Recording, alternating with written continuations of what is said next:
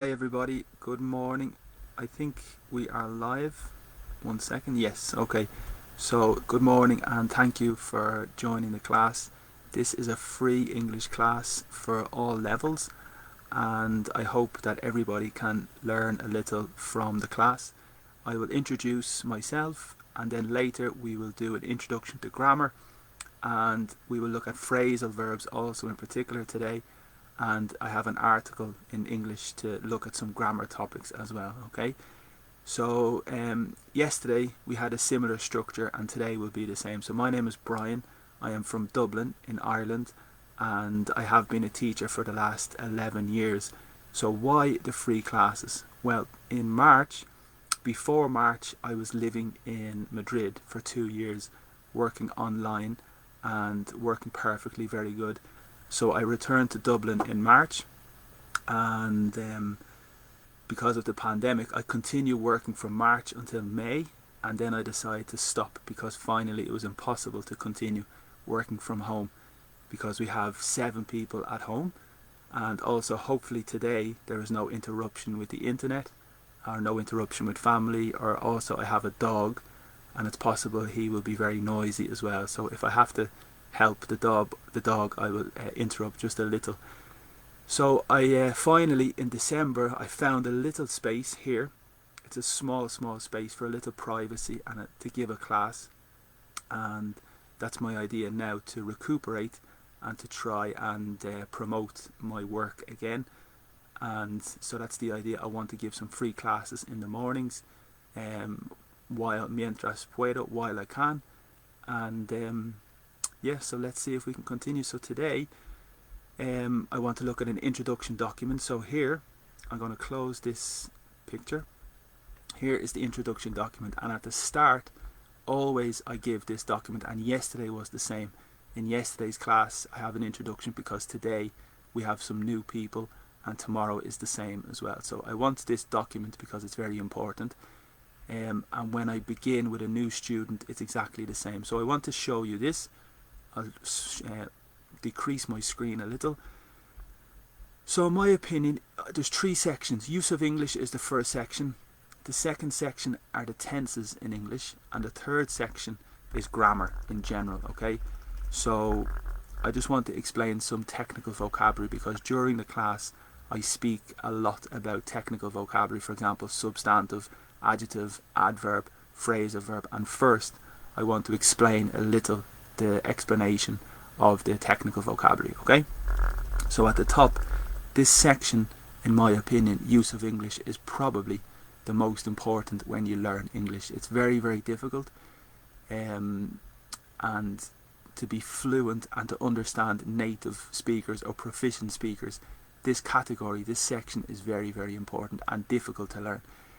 Studying English is very difficult. To reach the top level, to really understand everything, is very hard, but this section in my opinion is maybe the most important to help. Okay, so we have accents. You have different accents around the world, and I will try to make the screen a little bigger so you can see the document. Okay, so accents, we have different accents around the world, and for example in Ireland the accent is different in Dublin compared to Cork, compared to Derry, compared to Belfast. So obviously it's very hard to recognize different accents in Australia, in the United Kingdom, in America. So accents are very hard, and in my opinion that's a very important area to be conscious about or to be aware of in the future. Okay, the second topic that's really important are phrasal verbs. So the concept of a phrasal verb in English is basically a verb plus a preposition, and it's possible literal significance, but also it's possible a second significance that is different, and maybe it's the most important area to understand fluent English, because in conversation with friends, with family, in movies, they are so important and so common. Okay, and today after the introduction I will continue with a document of phrasal verbs to try to explain a little. Okay,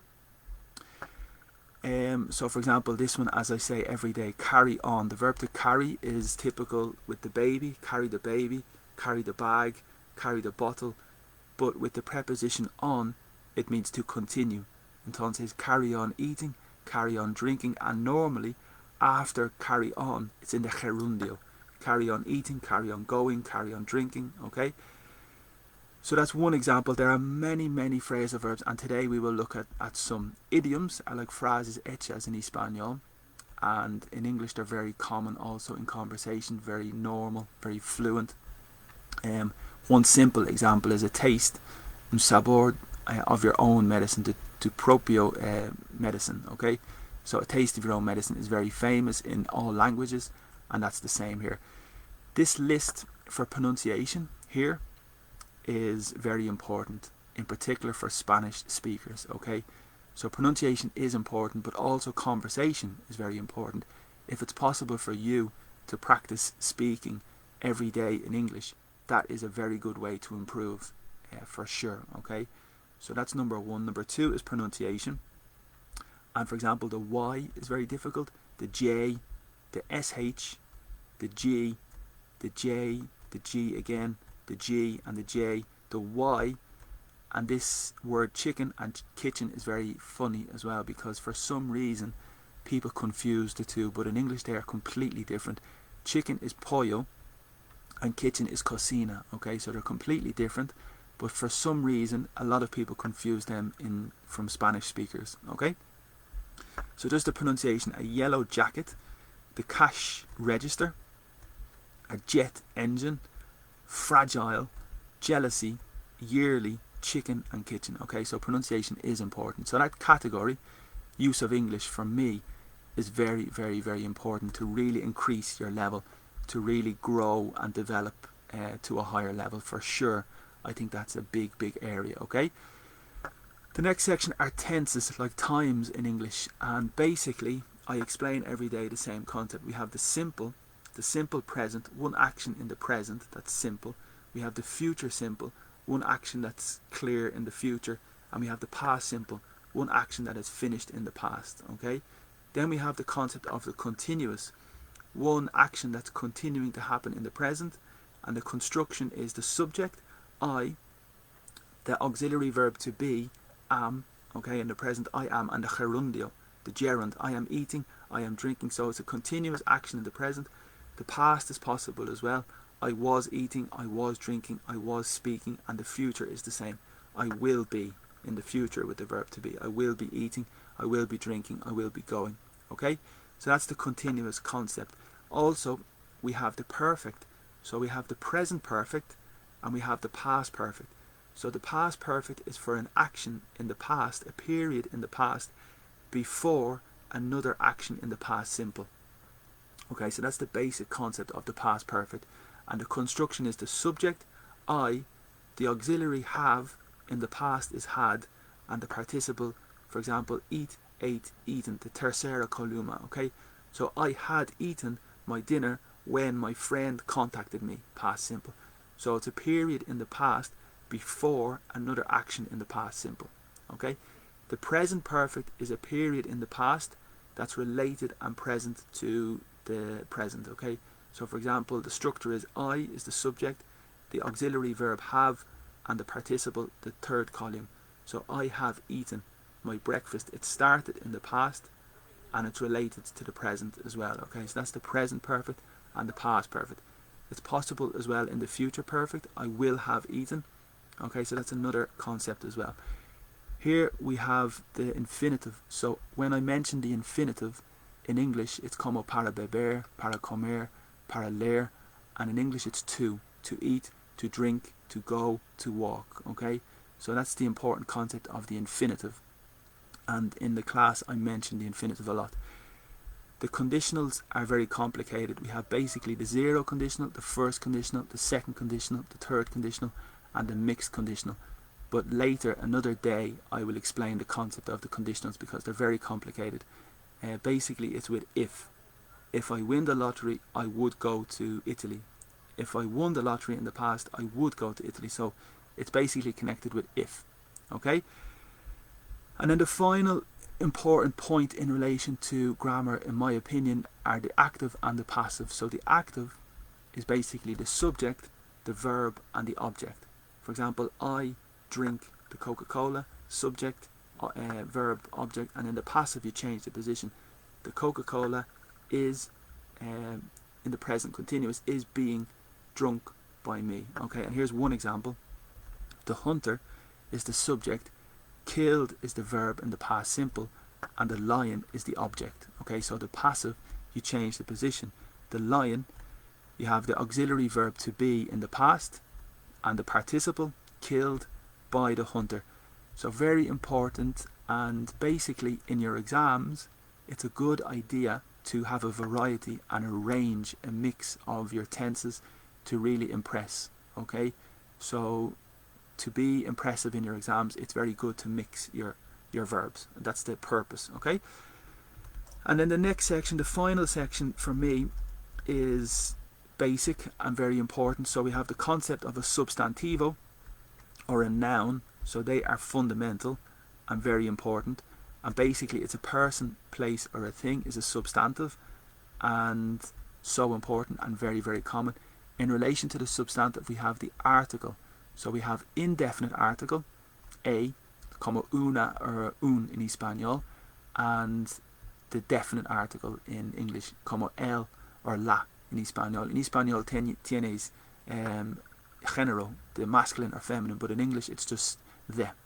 Okay, there's one rule: when the first letter of the substantive is a vowel, it's necessary the n. Okay, that's the rule. When the first letter is a vowel, it's necessary an. That's a little irregular rule. Next we have adjectives. So basically the adjective describes the substantive. Okay, so for example, bottle, red. So in English we put the position adjective first, red bottle, but in Spanish it's botella rojo. Okay, so you change the position, but in English the adjective is first. Red house, red bottle. Okay, adverb is very important. Basically the adverb describes the verb, and in Espanol it's mente, como suavemente, lentamente, and in English it's como ly, quickly, slowly, softly. So basically the adverb describes the verb. Okay, we have a concept of countable and uncountable. So here you can see the substantive uncountable and countable. So is it possible to count the substantive? For example, the bottle, 1 bottle, 2 bottles, 3 bottles. Yes, it's possible to count. Water, is it possible to count water? Not really. Yes, a bottle of water, a glass of water, but water itself, no. So water is uncountable. Chocolate is the same.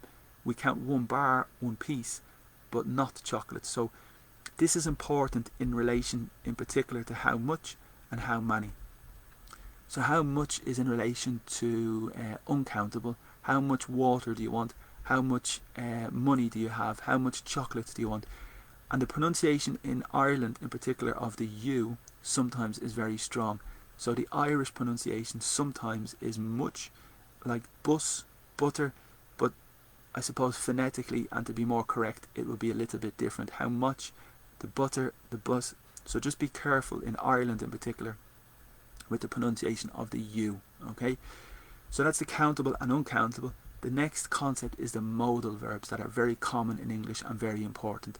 So here is a list of some typical modal verbs. For example, can, could, may, might, shall, should, will and would. Okay, so can basically is for ability. I can speak Japanese. I can contact my friend. I can go to the cinema. It's permission and it's ability. So I can, puedo. Okay, permission and ability. The next 3, could, may and might, are possibility. Okay, so it's a possibility. It's not definite. For example, I could go to the cinema, but I'm not sure. I might go to the cinema, but I have not decided, and I may. So basically they're very similar and they're practically the same. The only difference maybe is formality and maybe more polite. May and might are possibly a little more formal and possibly a little more polite. Okay, shall is more formal and it's old. It's not so common, but it is important to remember. Shall we go to the cinema is like will we go to the cinema, okay, or similar to should. So it's very similar and it's old English and it's not so common. This word is very important. Should is very typical for recommendation or for advice. So if you want to make a recommendation, typical should. You should go to the cinema. you should watch this movie. Recommendation and también consejo, advice. I think you should speak with your friends. So typical for advice, we use should.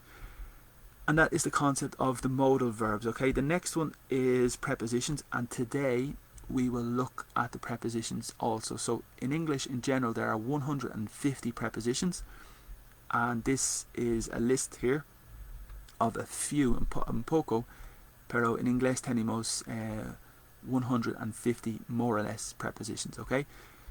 And it's related to the position and the movement. For example, walk around, walk through, walk over, walk under. So it's always related to position and movement.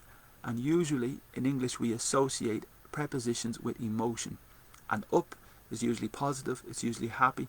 Down is usually negative, it's usually sad. So to remember the connection with emotion and the movement of the preposition is very important as well. Okay. Finally, we have demonstratives. This is very important as well. This singular, that singular, these plural, and those plural. So basically this is here, singular, depends on the position. This here, that fuera, away, these plural here, and those plural there. So it depends on the position, and it's very important for sure.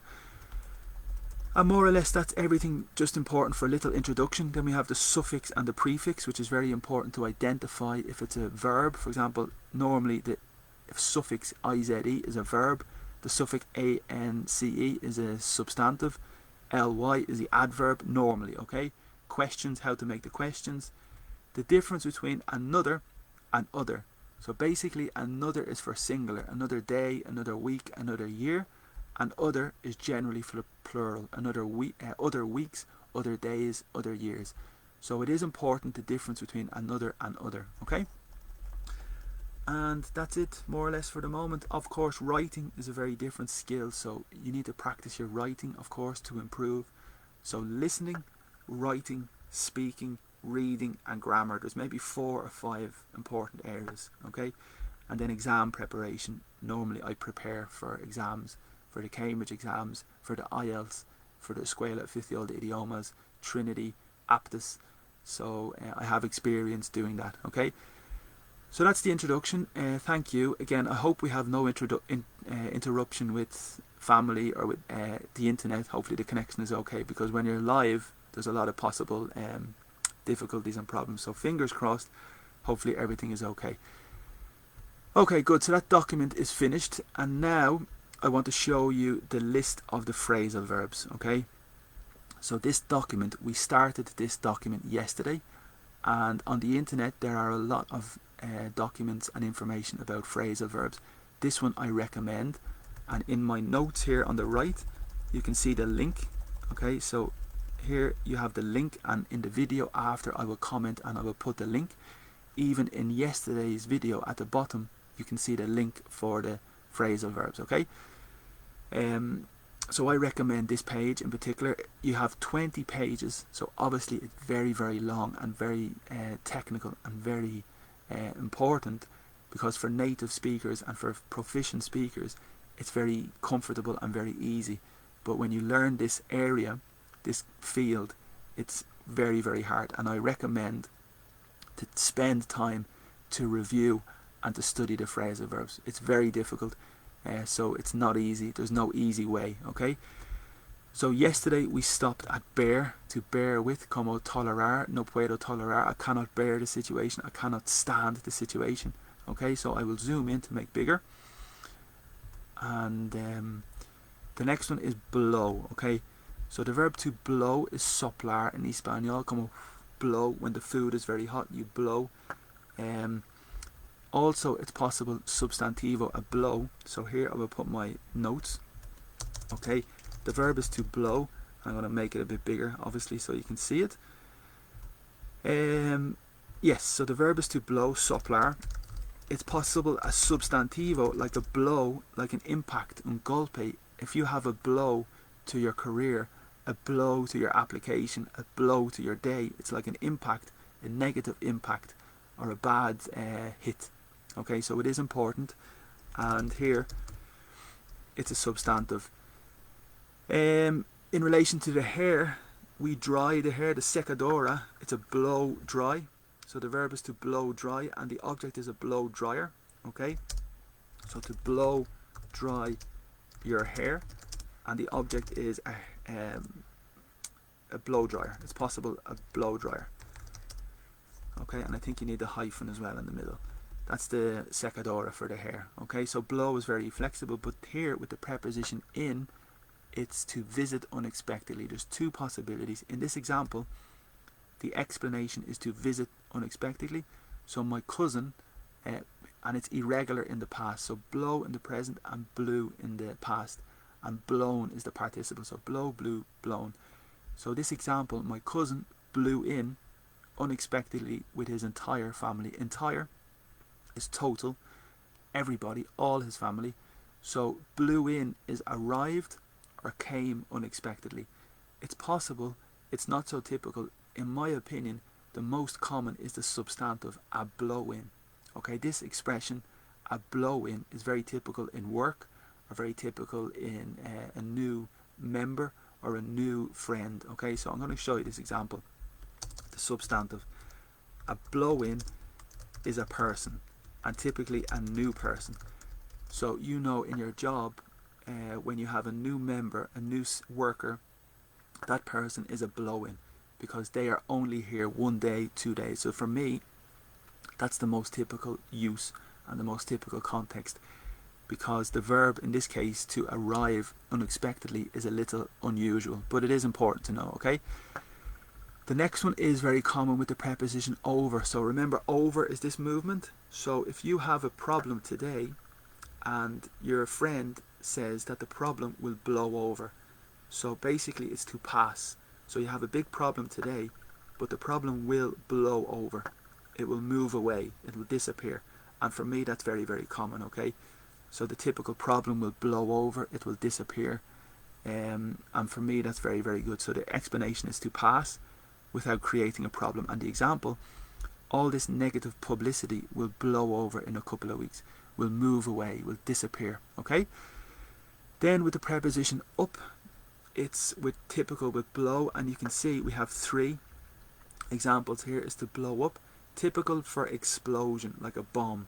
So the car, and then in the past blew, irregular, the car blew up, and it's possible the verb as well to blow up. Okay, to blow up the car. With the balloon, it's the same, you can blow up the balloon. Also with a problem, if you have a little problem and you magnify the problem, you make the problem bigger, you blow up the problem. Okay, so here the first example is to explode or to destroy, for example, the car, and here it's the past irregular, blew the bridge up, and the position is not so important. So the position of the bridge, puente in Espanol, is possible at the end and it's possible in the middle. Okay, so the terrorist blew the bridge up, so the position is flexible here. And here it's practically the same, exactly the same, the second one. But the third one is typical with people. When a person is very angry, you can say the man or the woman blew up. When I gave the news, I told them the story, I told them the news, and they blew up. They were very, very angry. Okay, and also you need to be clear with the difference between angry and hungry.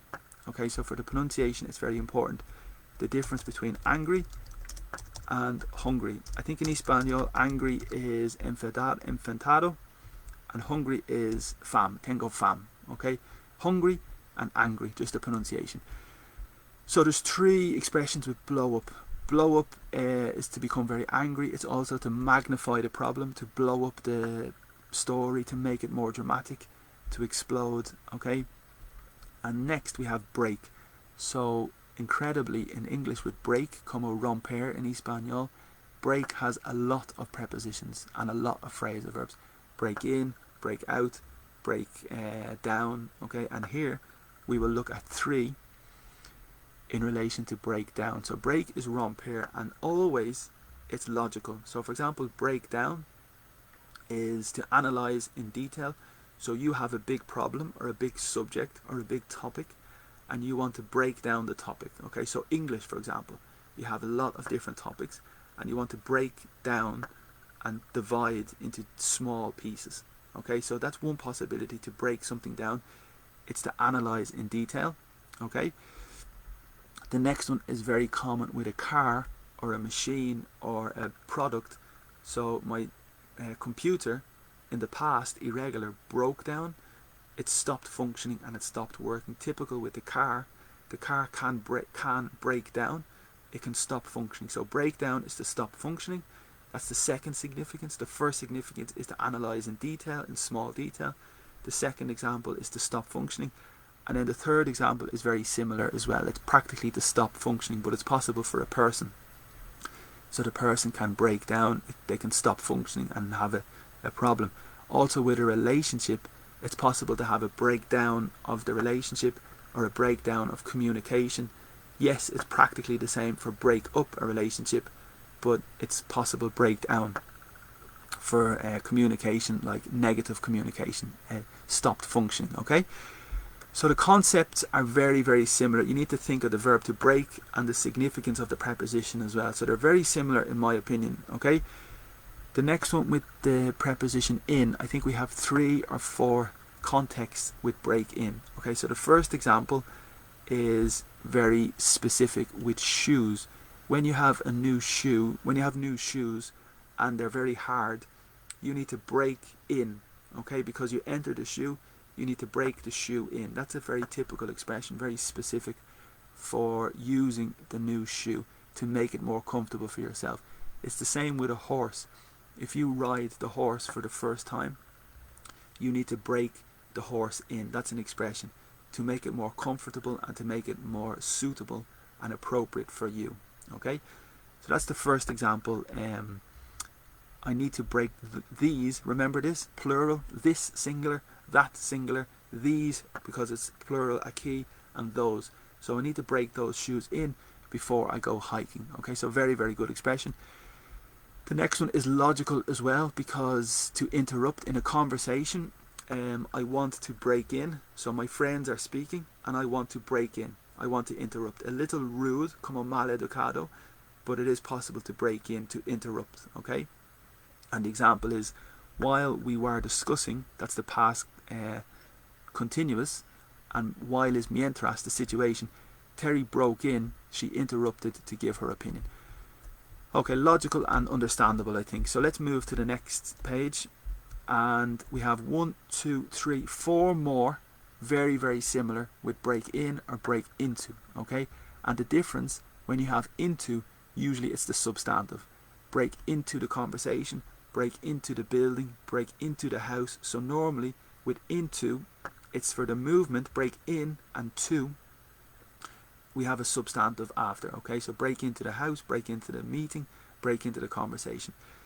That's normal, and here is the first one is very, very similar, but the difference is no substantivo, so no to. Okay, so the burglar is como the thief. Okay, the person who steals, the robber. Okay, the burglar broke in, no substantivo, y no necesitamos to. Okay, that's the difference between break into and broke in. This third example, broke into the house. The substantivo is the house. Okay, and again, in on is very similar as well. Broke into the conversation and broke in on the conversation. Exactly the same. Normally, on is for the surface, on the wall, on the floor, on the roof, on the face, so usually it's for a surface, and it's possible here for the conversation because you're describing the conversation and she broke in on the conversation. So it's again a little creative, so you need to think of the concept of the position or the movement. Okay, so they're basically the same. The next one is break off, and the asterisk here is for something. So to break something off, if you have a relationship, you can break the relationship off. You can break the engagement.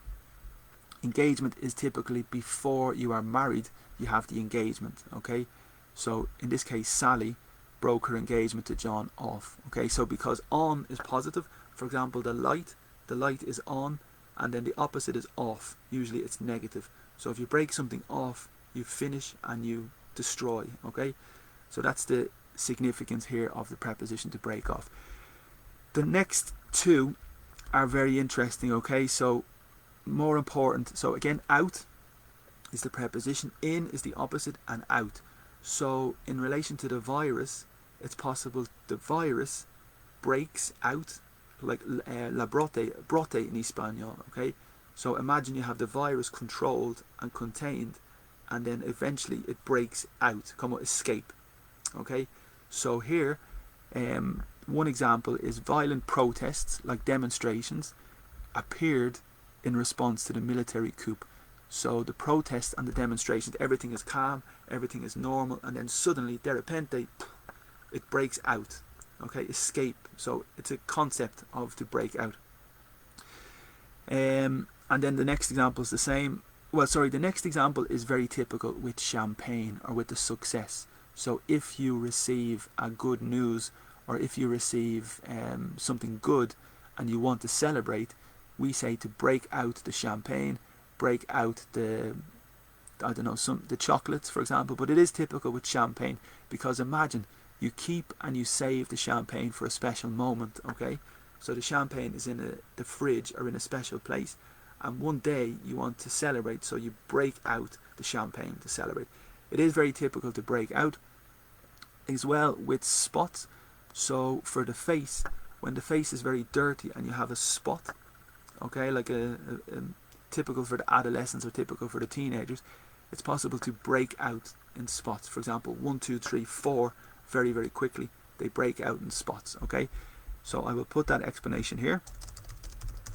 To break out in spots.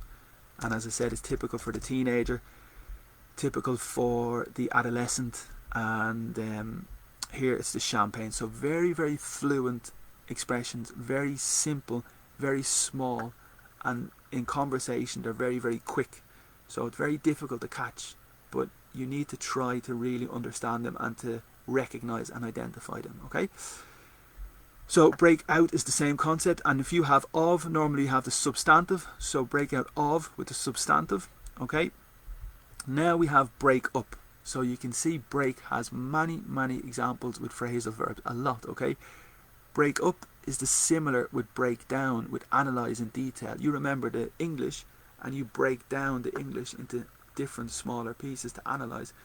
Break up is the same concept. You have a big, big company, and you want to break up the company. You want to separate the company into different pieces. So it's a similar concept, okay?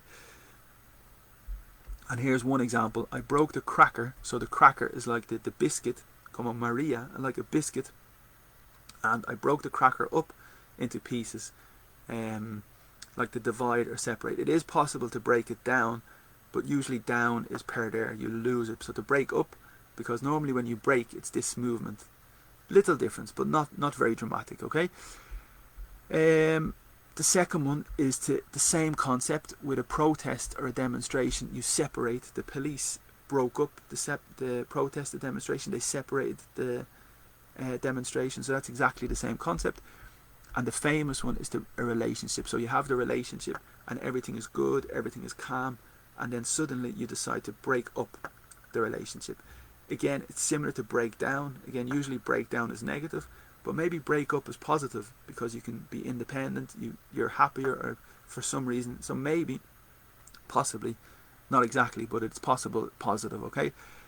So that's break. We have a lot of phrasal verbs with break, a lot. So pay attention in the future. Break up, break down, break in, break, even I forget. So you have a lot.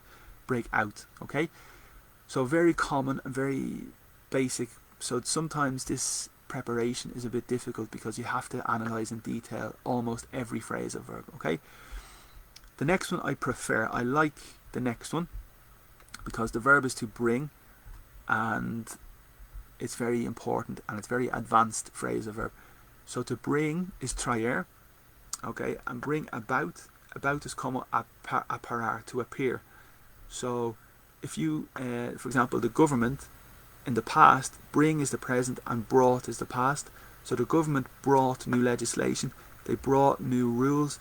So for example, the new regulations in the passive were brought about, they appeared or they happened, occurrir. So basically it's occurrir, to bring about. So cause to happen, causar, occurrir, or realizar. Here's an example.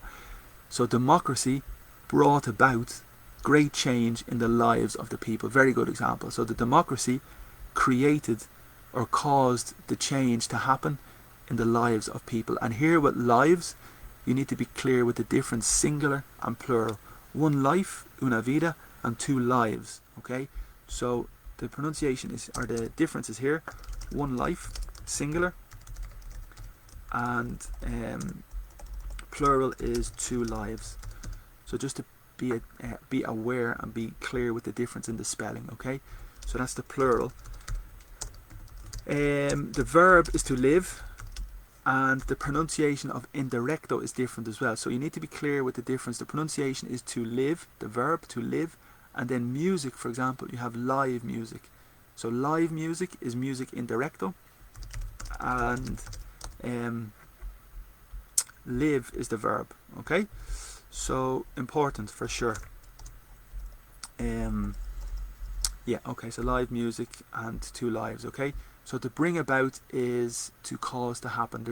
For me that's very advanced, but it's very common, and that's one example of a very important phrasal verb, to bring about. Okay, bring along. So along is like typical with the movement, al lado. So if you're walking along the river, like beside, so it's very similar to beside. So here, if you go to the party, imagine you go to the party and your friend tells you, bring the chocolate. So it's the same, bring the chocolate with you, bring along the chocolate. So basically along is contigo, okay, with you. So bring along, here we have an example. When we go to the forest, el bosque, bring your wildlife guide. So it's exactly the same, bring your wildlife guide and bring your wildlife guide along is practically the same, but just basically the concept of along is al lado, beside you or with you. Okay, this one is very good and very advanced as well, to bring around, and it is very, very good and very fluent. Okay, so bring again is traer, but it's typical in the context of persuasion or an argument or a discussion. So imagine I have an argument or a discussion with you and I try to convince you of my opinion. Finally, I bring you around to my opinion. So it's logical and it's very simple. So finally, with my argument, with my conversation, I bring, traer, I bring you around to my idea. So very, very clear, very logical. And that explanation is a good example of the logic of phrasal verbs. In my opinion, the vast majority are logical with the movement. Okay, and that's one example. To bring around is to convince or to change somebody's opinion. Okay, and the next one is very good as well. With away is this action, away. Okay, to bring away. So imagine this class. After this class, I hope you bring something away from this class. I hope, espero que aprendas algo. Okay, I hope you learn something. So it's logical again. I hope you bring something away from the class. I hope you take, como tomar, to take. Okay, learn is aprender and gain is ganar. Okay, very, very good. So I'm very enthusiastic about the phrasal verbs, I really have to say. And here we have a lot. The problem is we have a lot of phrasal verbs, and the other problem is they're very difficult for Spanish speakers to learn, in my opinion. But for me, it's a big area. It's absolutely not easy. It's very difficult. And today this class is a bit heavy and a bit difficult, but it's important as well to be aware and to understand. Okay, so we will continue maybe tomorrow, little by little, with the phrasal verbs in particular. So I will close this and thank you for watching the phrasal verbs. Next, okay, I want to do an article. Okay, so I'm going to close this, and here is an article from the BBC. It's about Venezuela, a forest in Venezuela. So the title, so it's from the BBC website, you can see the travel website, and the title is The Venezuelan Village That Refused to Be Bought. So a bit difficult, but it's about a village in Pueblo in Venezuela. Okay, so first I will read maybe 1 or 2 paragraphs for pronunciation, and then after I can show you my analysis here, because here I have the vocabulary that's very important and the grammar that I want to identify and explain in particular in the class. Okay, so there's 1 page, 2 pages, 3 pages. I want to explain a little about this, but first I will read the the text, and I'll make it a little bit bigger as well so you can see. I'll just move my picture, I'll make it a little bigger. And the start is, so in Venezuela's remote Gran Sabana, the indigenous Paimon are staying resilient amidst the nation's ongoing economic crisis through a little known agricultural rebellion. Okay, so the first paragraph: for one of Venezuela's remote indigenous communities, sustainability trumps material gain. Amid the nation's ongoing economic and political crisis, the Paimon village of Santa Teresita, the Cavanayan, commonly called Cavanayan, has rejected profitable offers to sell its land to mining companies. Instead, villagers are preserving their centuries-old agricultural practices of planting crops on small plots of cleared forest. Okay, so I want to explain just some of the vocabulary in this part. So the first part is here, the Venezuelan village, that's the pueblo, that refused. Okay, so the verb to refuse is here in Espanol, so you can see that here's word reference. Okay, so refuse here, maybe it's denegar, I think, similar to negar, rechuzar, declinar, rechazar. Okay, so here it's refused in the past. To be is the verb to, obviously it's the verb to be in the infinitive, but here we have bought. So you remember the verb is to buy, como comprar, buy, and bought is the past simple, and it's also the tercera columna, to be bought, so it's the participle. So this is an example of the passive, because remember the passive, you have the auxiliary verb to be and the participle of the next verb. Okay, so in Venezuela's remote, amidst is a very difficult preposition, and really in the mid, here you can see mid, mid, and mid represents the middle. Okay, so for example, the pandemic, we are amid, two words, amidst and amid. Okay, so let me write, and they are prepositions, amid or amidst, and basically it means in the middle, because you can see here they have the word mid and the word mid, and they are maybe prepositions to represent in the middle. The second word is more formal and older, and so for example, the pandemic, we are amid the pandemic, we are amidst the pandemic. The second one's a little more formal. So here it's in the middle of the nation's ongoing economic crisis. So the first part is the possession. When you have the apostrophe and the s, it's the possession. So the crisis is the possession of the nation, and the ongoing is the adjective that's very important. The verb is to go, como ir, and on is the preposition. So normally the phrasal verb to go on is to continue. For example, if you want to explain, I say to you, go on, continue. So the adjective ongoing means continuing. Okay, so here it's the continuing crisis that is the possession of the nation. Okay, through is a preposition, a través, through a little known rebellion. So durante, como a través, or durante the rebellion. Little known is one word, it's an adjective, poco conocido. The opposite is well known, bien conocido, well known, and the opposite is less known or little known. Okay, so here it's one word, and the hyphen connects the two words to make one adjective. Alright, so very, very good. And the next paragraph, we have a little structure here. So let me zoom in, because hopefully you can see it very well. Same as yesterday and last week, this structure, one of, is very typical with the plural. It's necessary with the plural. One of the best days, one of the best countries, one of the most interesting cities. So one of is very typical with the substantive in the plural. And here, it's one of Venezuela's remote indigenous communities. And remember, community is singular with Y, community, singular, Y, and plural is IES. Okay, so let me put here, one community, singular, and plural is two communities. So just be careful with the spelling of the plural communities. Okay, very good. And then the next part is a bit advanced and very proficient vocabulary for sure. So sustainability trumps. Obviously the president is the name Trump in America, but it is really a verb in English to trump. It's from the cards, the game of cards, and in English we have the game trump trumps, top trumps. And basically it's a game of cards. I have my cards, you have your cards, and I have this card has the power of 10, your card has the power of 8. So my card trumps your card. I win. Gano. Como vencer. Entonces trump is vencer, to beat. So it's a very advanced word in English. And here I'm going to write vencer, to beat. Vencer.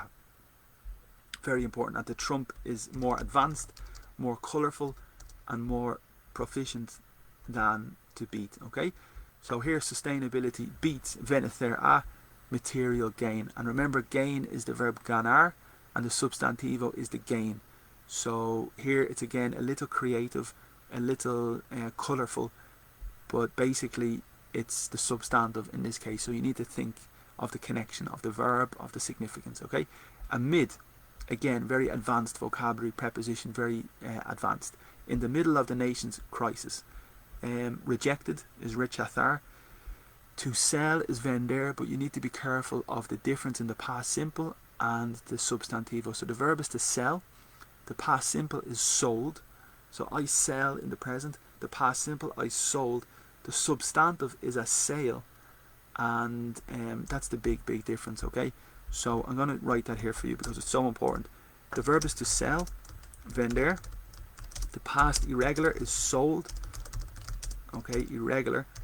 And the substantivo is a sale.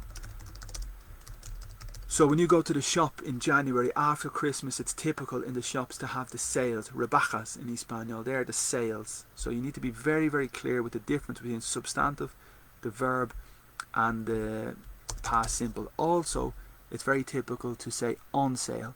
The tickets are on sale. The food is on sale. The drink is on sale. So it's very typical with the preposition on sale. And it's like available. Okay? The opposite is a phrasal verb as well, and it's related to out. So we say sold in the past, sold out.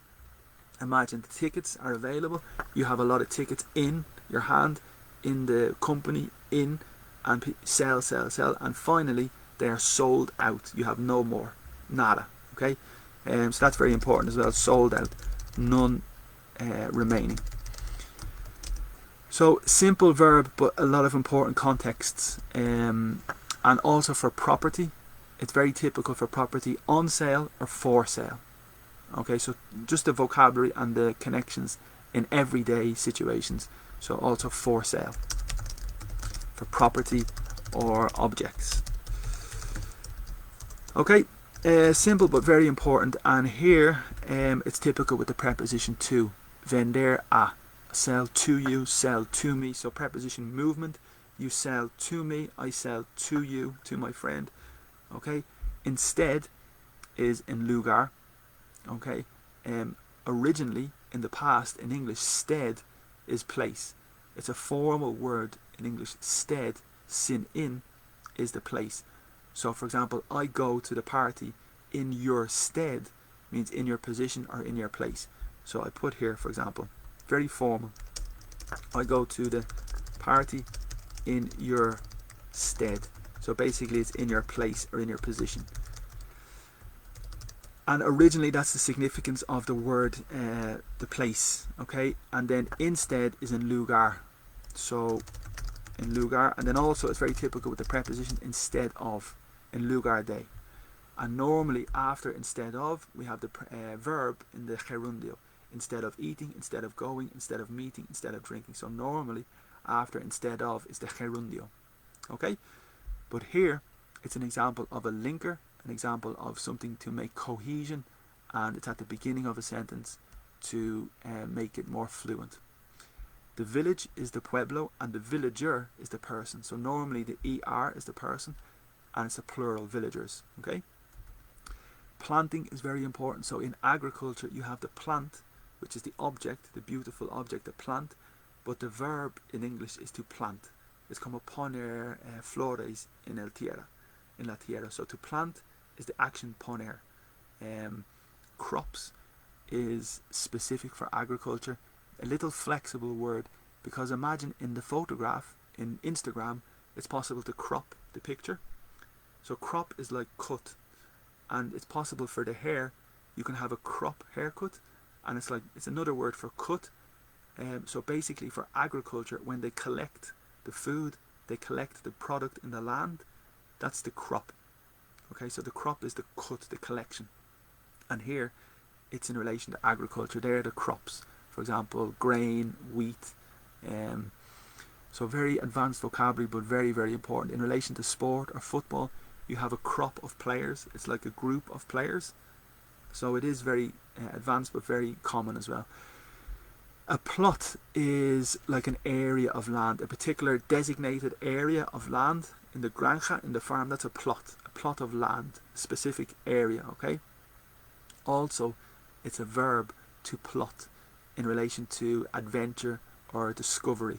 So imagine the ship, the bargo, and you have the captain, and the captain is como planificar. The translation is to planificar, to plot. So this way, this way. So really it's a verb to plot. And with your friends, it's possible maybe one person is plotting the party, plotting the night. It's like devious, a little negative, but they are making the plan for the night, or they're making the direction, okay? So that's one significance, but the second significance is just an area of land, a plot of land. Okay, so to plot your escape, I'm going to make it a bit bigger, to plot your escape. It's like to plan, basically to planificar. Okay, so very, very good is one significance, and the second significance is an area of land. Alright, great. So here is the preposition on, because it's the tierra, it's the land. So again, on is for the surface. Okay, and then the next page we will do one more paragraph. So the Pimon, residing in, that's very advanced and very colourful. So the verb is to reside, and basically it's similar to live, okay, but it's typical with the preposition in, to reside in. It's similar with the word resident. The substantivo is a resident, pero el verbo is to reside. It's more formal and it's very advanced. Okay, here we have a suffico, the suffix, and it's typical for an adjective. So south, eastern. So east is the direction, and the substantive north, east, west, south. But when you add the suffix ern, it becomes the substantivo, northern, southern, eastern, western. Okay, lush is very advanced vocabulary. It's like very luxurious, very beautiful, muy rico. So for example, the forest is very lush, very green, very luxurious, and con mucho arboles. So lush is very good vocabulary. Plains is like the area, the land are the plains. So in España, creo que tienes the plains, como the flat land. A little bit difficult, and here I'll just get the translation so it's clear. Plains. I hope we have the translation, but it's related to the tierra, to the land. There's two possibilities. Normally plain is like desnudo. For example, the pizza, plain pizza, is like empty, nothing. The wall, the decoration is very plain. It's desnudo, there's nothing, it's naked. And it's the same concept. The land is plain. You have no city, no agriculture, no bushes, nothing. It's the plains. Okay? And I think that's the best translation. Unadorned, simple, sencillo, without a pattern. Okay. The next one is very, very good. So a dot, for example, www dot. So the dot is punto, and it's possible maybe a dot on your t-shirt, maybe a spot or a dot. But in relation to the map, the plano, and you look at the map and you see a restaurant here, a restaurant here, a restaurant here, here, here. So the restaurants are in dots. So that's the significance here. It's like located, dotted with spectacular mountains. So it's like positioned or located. Okay. Endemic, I think that's the same in Spanish, endemico. Such as is for example. So there's two possibilities. When you give example, we say such as and like. Again, the same every day. I say the hobbies. I have a lot of hobbies, such as swimming, such as running, such as eating. Well, it's not really a hobby, but it's possible such as or like for examples. Okay. The preposition here to is not too dramatic. It's just connected with home to. So Dublin is home to Guinness. Ireland is home to a lot of cows, so it's just a typical preposition, home to. Tailed, so here it's long tail. The tail is the cola, and that's just vocabulary, nothing special, just the vocabulary for the cola, the tail. Okay. The lizard is the little animal, gecko, I think in Espanol. The lizard, very difficult vocabulary. Cuckoo is a type of bird, I think. So very, very strange vocabulary and very particular, so don't worry at the moment. Pint size is very typical and very good expression. So normally in the bar, in the pub, you have a pint, and obviously the size is this size, but it's possible to describe a person as pint-sized. For example, this person is pint-sized. It's dramatic to say they're very small. Okay. Here we have the adjective breasted. So ed is the adjective in this case, but breast is pecho. Okay, and it's a type of bird, a hummingbird, very typical vocabulary. But the verb to hum is very interesting. So there is a verb to hum, and it's related to music. So imagine I am singing the song, but no entiendo los palabras, los líricos. I don't know the words, and I'm so that's the action to hum, to make the noise. Okay, so the bird, I think, is the same concept, the hummingbird. Encompass. So a compass is a circle, and the verb to encompass is como encircular. So for example, Dublin City encompasses Trinity College, St. Patrick's Cathedral. It encompasses. So very advanced vocabulary and very, very good. The waterfall is very good. So we have water is agua, and the fall is caer, and waterfall is crescendo, I think, in Espanol, just so we have the translation. Typical in Niagara. In America, the Niagara Falls is the waterfall. And with the internet, let's see. Cascada, yes, it's the cascada, so the waterfall, good vocabulary. Okay, so that's a little example of an analysis of a text, and personally I prefer to do an analysis of the text, because in one text, in one paragraph, it's possible to see vocabulary, grammar, and it's realistic and it's real life. I like to do that. Also, on the other hand, the list today of the phrasal verbs is important as well. So a mix, in my opinion, is a very good idea, and at the same time the document for the introduction is important as well. So 3 things today: the introduction document for the review or the summarize of the grammar, the list of the phrasal verbs just to study and to improve, and then here is an analysis of a text. So generally that's the way I will continue this week. Tomorrow I will probably do the same concept with the class, and little by little. So again, just to explain that I stopped teaching in May because it was impossible to continue with so many people in the house, and finally now I have a little space that I can work a bit more privately and for the moment. So I hope for the moment I can continue to give classes free, and I'm very happy to teach for free because it's a good opportunity to reach, como alcanzar, to reach new people and to teach for free. It's very, very good. I'm fortunate because the government can help a little until everything is clear, and that's the idea. If you want to make a contribution, or if you want to make a little donation of €1, that would be great. I will give you the details here. It is for free, but it's just if you want. That's the email account for PayPal. And thank you yesterday to the few people. It was really, really good. So thank you so much. And I think here is a bank transfer if you want. Yeah, and that's it, because in the future I would like to work in this way.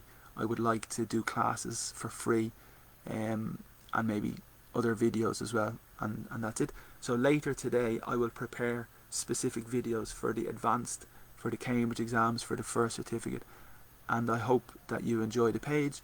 And yeah, thank you so much for watching, and if you want to comment or like on the page, that would be great. And enjoy the rest of your day. So thank you so much, and have a great day, and talk